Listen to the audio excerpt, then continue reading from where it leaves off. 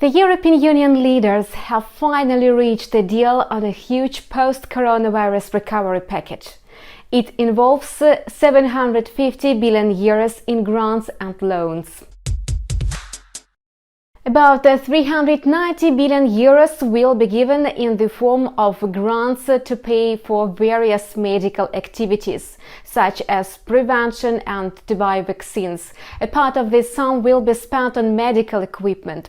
At the same time, 360 billion euros will be given in loans to solve numerous issues, including the social ones. However, the news did not boost the single currency. The fact is that the euro is extremely overbought, and its rise is significantly limited. Moreover, the European Financial Aid Program may be less effective than it should be. Most EU countries already have huge debts, and new loans may only worsen the state of the economies. Some countries have already expressed their discontent. Moreover, at least one-third of the total sum is expected to be spent on the so-called Green Deal. Thus, the poorest EU countries that were hit hard by the virus and that are suffering the largest losses will hardly feel the effectiveness of the recovery package.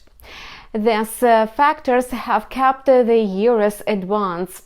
The euro-dollar pair is still hovering within the resistance levels of 1.1440 and 1.1460. Market participants are trying to keep the uptrend, but the pressure is really high.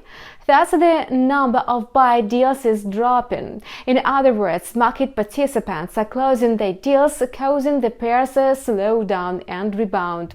If the price rebounds from the area of 1 and 1440, 1 and 1460 and consolidates below 1.1400, it may hit the levels of 1.1370, 1350 and 1300.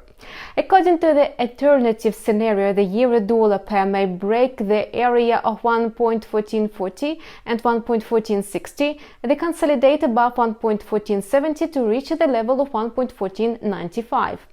At the same time, the British pound got stuck. Yesterday's announcement from Boris Johnson has left investors really puzzled.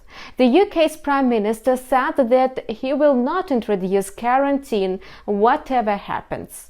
Today, the UK revealed its public sector net borrowing report. The borrowings dropped by £34.8 billion. On the one hand, a decline in the public debt is a positive factor. However, the pound sterling is also overbought.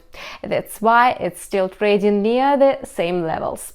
The pound-dollar pair managed to reach the highs of 1 and 2660 and 1 and 2700 locked on June 16 and July 9th.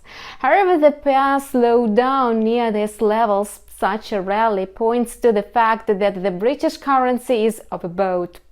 There are signs of a change in the trend, thus the price may start moving towards 1 and 2620. That's all for now. We wish you profitable deals. See you on our channel with a new video in a couple of hours.